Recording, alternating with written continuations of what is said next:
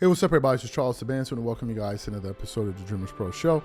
We cover everything from sports, hot topics, classic debates, entertainment, and we give you guys a fresh perspective on things and how we see them. And today we have a fantastic show in store for you guys. Before we get into it, please make sure you like the video and subscribe to the channel. Now, this is a topic that I've been wanting to get to all weekend long, but I said, okay, let's produce it today.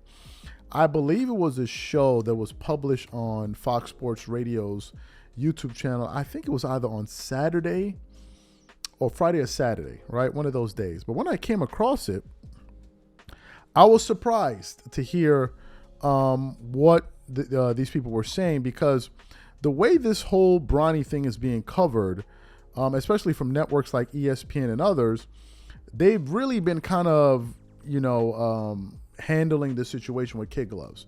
So in this particular audio, I was taken aback to hear, I think the hosts of the show were Steve Hartman and Manos Bolanos. I hope I pronounced the name properly.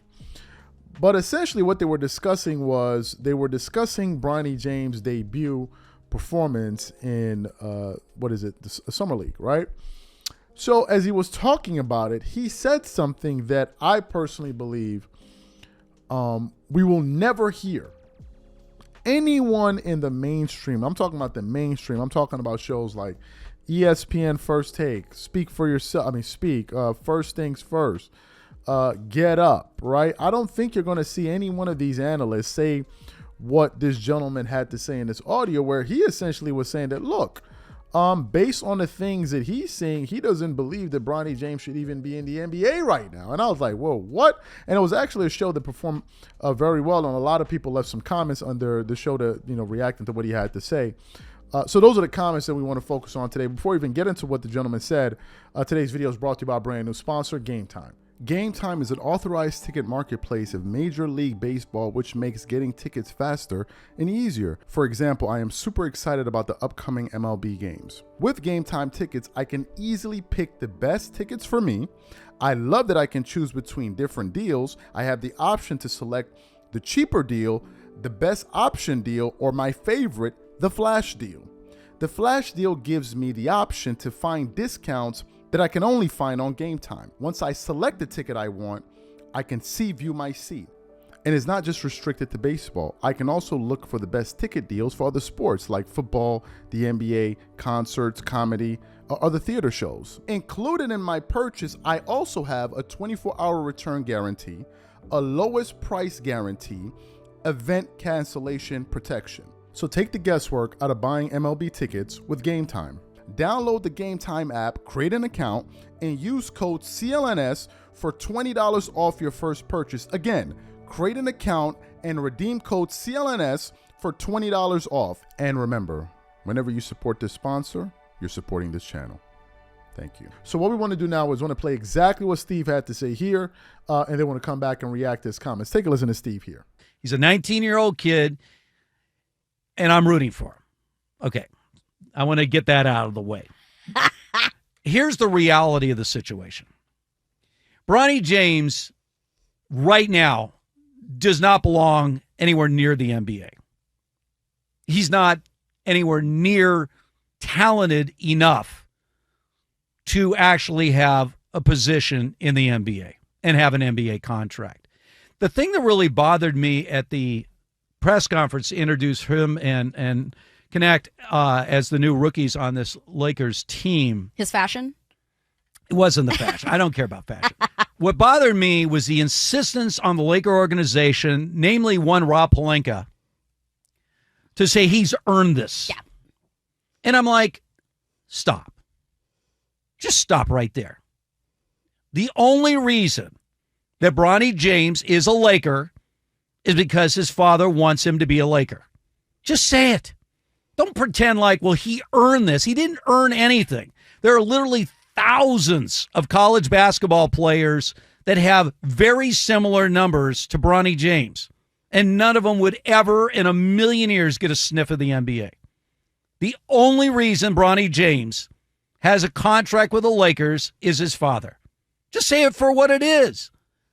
And this is something that you have to address, because we're going to get into more about strikeout with the Lakers in their efforts to try to upgrade this team. And why this is happening, I got a little insight a little bit later on in a text exchange I had with one Michael Thompson. I've heard of him. Yeah, so I'll tell you more about that a little bit later on. But the charade, I mean, just call it for what it is. It's a sideshow. And it will be history. It'll be the first father-son ever to play in the same team. But the idea that Bronny James earned this or he belongs, he doesn't. And we're seeing it in full scale today in this Summer League game. Not only can't he shoot, he can't play defense. Like, he's on the ground. Like, they're doing crossovers and literally putting him on the seat of his pants. I remember, and I've had a friend of mine who actually announced his high school games. So I remember a couple of years ago asking him, give me the insight. How good is Bronny? He goes, how good is Bronny? I'll say this. He is probably the fourth best player on this team. And this was in high school. In high school. Okay. So he was the fourth best player on his high school team, which is why his senior year he made second team all league. I mean, Bronny James, I'm not blaming the kid. I'm not. He has a dream to play. A lot of kids have the dream to play in the NBA, and 99.999% of them will never get that opportunity. He's getting the opportunity for only one reason, and that's his father, period. So you heard what he had to say. Now, what I find interesting, apart from the fact that, as I said before, that he's saying it, I also find it interesting that what he just said is something that some people were saying.